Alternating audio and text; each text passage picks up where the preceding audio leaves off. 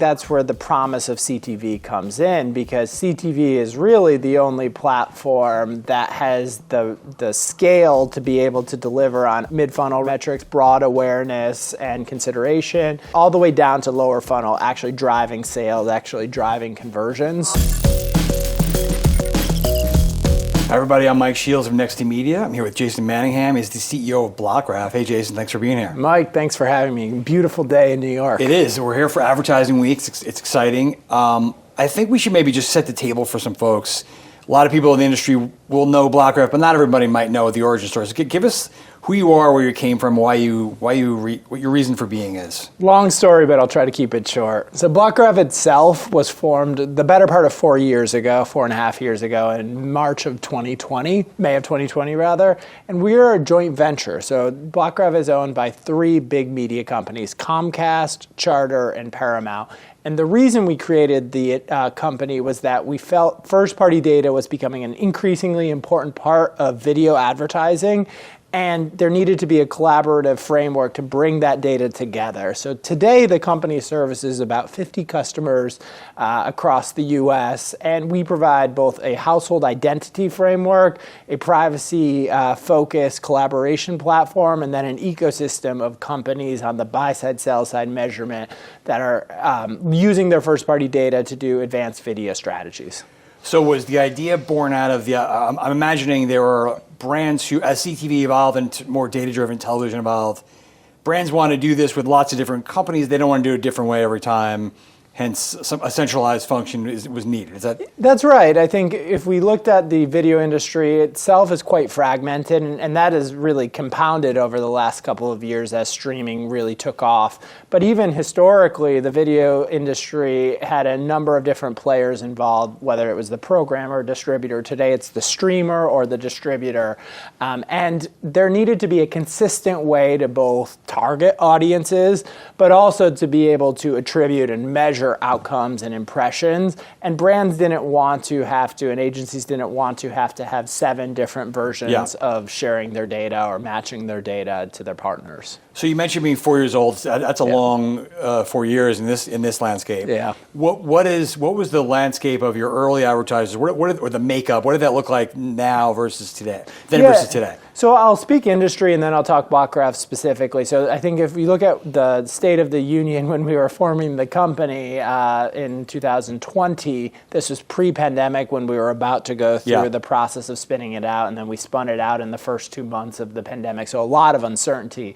But we were in a world where linear was still the lion's share of consumption. There were many, many millions more in terms of pay TV households than there are today. Mm-hmm. And streaming was still in its early stages of growth. There was a lot of non-ad supported stuff in the beginning. Correct. And now that's really changed. Correct. A lot of SVOD. Now we're seeing a lot more ad supported or hybrid models of consumption. So the dynamics of viewing have shifted. What has remained consistent, though, is that broadband, specifically being able to deliver high-speed content through broadband connections for CTV, has been consistent throughout that whole process. And I think the fact that we were owned by 2 big TV distributors who were also ISPs was a really big foundational part of our story and our strategy as we thought about how could we help them support the new evolving CTV industry through their direct relationships with their customers and the data that they have. So that's been a big change, but in many ways it's been consistent. And that doesn't sound easy. JVs between big media companies could go a lot of different ways. What has worked about the arrangement? How have you balanced that with everybody else's priorities, all the different owners and players? So I think we've stayed focused on the North Star. So our fundamental belief was that first-party data was the future of video, both on the buy side and on the sell side, and that the number of companies who had first-party data would continue to grow, and their need to combine it with one another would continue to grow. So that's been our guiding principle within the video space. We also had another set of principles around the fact that we believe, and we believe this just as much for CTV as we did with traditional TV, TV is different than open web, than digital, in the sense that the supply chain is quite different. Distribution is different in terms of how video is distributed to consumers, how they actually engage with it, let alone all of the marketing benefits of reach and consideration and awareness, top funnel. But now what's different and what's been interesting is that the lower funnel metrics are now measurable with more responsive data through CTV. So being focused on the top level, guiding principles around TV being different and requiring a different approach and a different methodology, as well as being focused on the fact that we believe first-party data was important and privacy was fundamental to everything there. That has helped us really navigate a very, very quickly evolving industry and the dynamics that come with a joint venture. Okay, so I want to get into where things are headed now, but over this, again, 4 years of a long 4-year evolution, what have you seen in terms, how are we doing in terms, there's so much excitement around using first-party data for TV advertising to be more targeted, to be more efficient. My sense is it's been the domain of the really big, hardcore, direct response brands. Yeah. But everybody all of a sudden has a clean room solution. Every brand was talking about this. Yeah. How are we doing in terms of evolving that? So I think we're doing well in certain areas, and we've come a long way, but there's still a lot of room to grow. So the first area where I think we're doing a lot better is targeting with first-party data. So a lot of brands are capturing email lists. They're capturing, through their CRM or their CDP, the segmentation of customers they want to go after. And I think that's an area, whether it's in CTV or even in addressable TV, you're seeing a lot of growth and success stories being put on the board. Where I think we still have a long ways to grow is really being able to use that first-party data, not only for targeting, but for measurement as well. Yeah. And I think that's what we're really excited about, is the opportunity for advertisers to use their own sales data for those who do have sales data. Yeah. Not everyone does, I'm aware of this, and that's why retail media has been great for CPGs. Sure. But there are a lot of advertisers who have sales data. Being able to use that to measure ROI or ROAS against their video spend, I think something is a really they couldn't exciting. do for a long time, or they had to do a lot of guesstimating. Correct. So I think that's a really exciting thing. So that's great. The area where the TV industry still has a long ways to go as well is in regards to who they're offering first-party activations with. So they've historically focused, not surprisingly, on their biggest clients, the top 200 advertisers, the 4 or 5 biggest holdco agencies that existed, the 4 holdcos. They've got these big databases. They've got the Snowflake deals. They're ready for this. That's right. The assumption is the mid-tail, long-tail doesn't have that stuff or isn't there, but it sounds like maybe you're seeing that's not true. So what we've found, and this is part of being born from 2 MVPDs who had huge local sales forces, is that the local advertisers are actually more nimble. They need addressable and streaming targeting solutions because they're more cost conscious. They don't have the huge budgets, and they need to be more sophisticated in how they find their audiences and how they spend their dollars.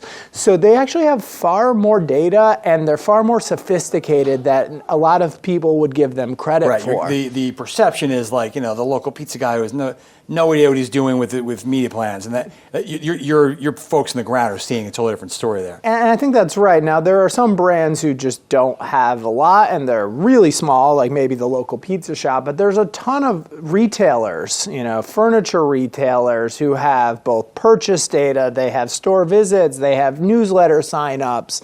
They have a lot of these metrics that they can use to associate their key KPIs against the media spend.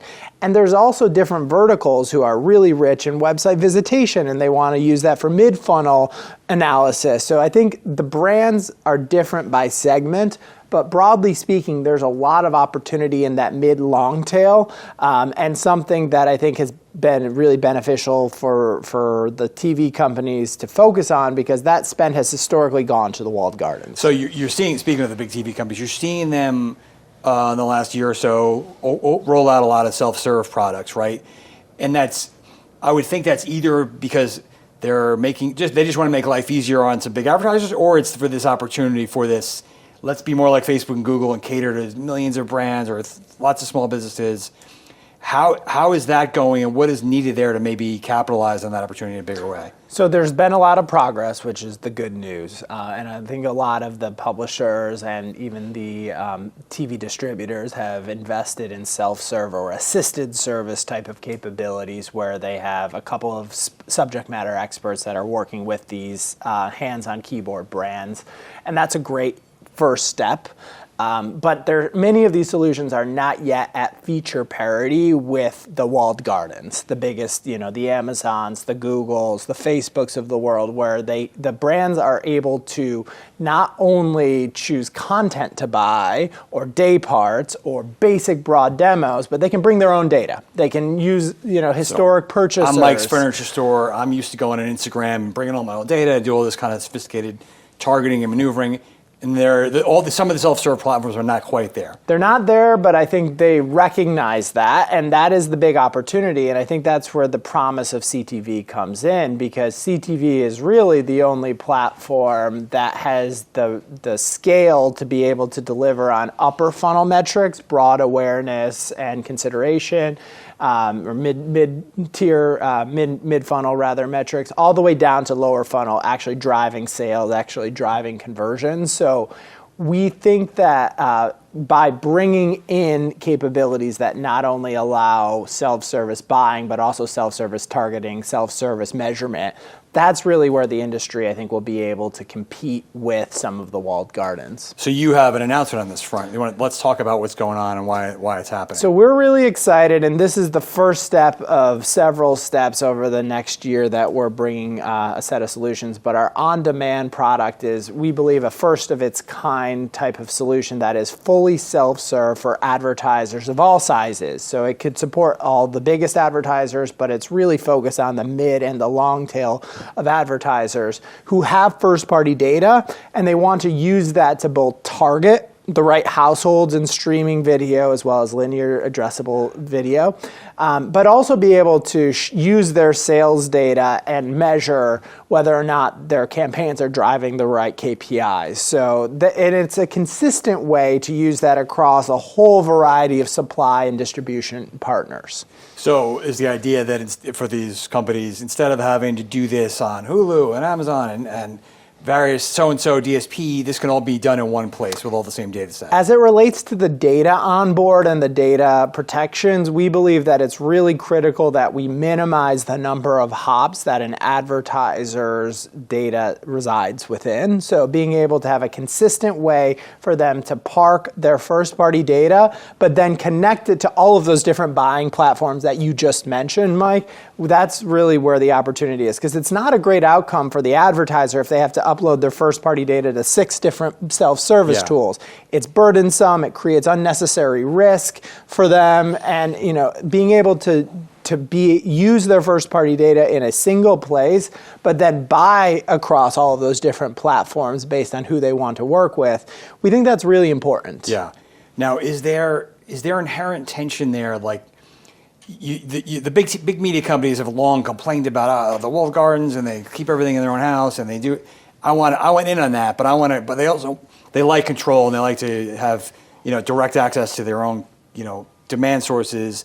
Can everybody play together nicely and bring this market to the potential we think it has? Well, I think that's a good point. I think it hits on the historical dynamics of TV and why TV is in many ways different than open web and digital has historically been, just given the nature of there's more companies with more scale in TV, whereas in digital you had lots of companies, but not a lot of scale. Yeah. So there were aggregators, whether those were the DSPs or the walled gardens, that would essentially act as the one-stop shop for an advertiser, and collaboration wasn't necessary. In terms of video, though, and what needs to happen, they need to open they need to make a broader tent. They can't just be focused on bringing in the top 200 advertisers, because those advertisers have now more choice in terms of who they're buying from. There's not just 4 networks anymore. There's many more streamers. There's the big tech companies who are now getting into the video space in a meaningful way. So those top 200 have more choice. The local advertisers and the small advertisers now have more capability to be more precise. So in many ways, TV and CTV can be more of a precision vehicle than it has historically been, given all of the signal loss in the open web. So I'm very bullish on the fact that there will be an all boats rise type of approach. But we certainly need to see additional companies sign up to join these collaborative efforts. So let's close on this. Fast forward 6 months from now. What if this is working? You're out there pounding the pavement, getting all these brands on board, trying it out. What does success look like? Where do you hope the market's going? So I don't know if this is in 6 months, but when we talk about on-demand for Blockgraph, we say this is the way for us to go from 50 to 500 customers, and we're on that journey. Right now we've run about 8 brands have been piloting this over the last 6 months with some of our partners. We want to be able to increase that number of advertisers who are taking advantage of this free product for them to get started. So we want that number to grow. We want their spend to continue to grow within the video space. So our customers on the sell side and distribution side are happy. They're seeing the ROI. And we want to be delivering outcomes and prove that CTV is actually a more performant vehicle than traditional web might be. So I think it's really, for us, it's about growing the number of customers and the demand, adding new use cases, so it's not just about targeting, but they can calculate ROI as easy as they can in digital.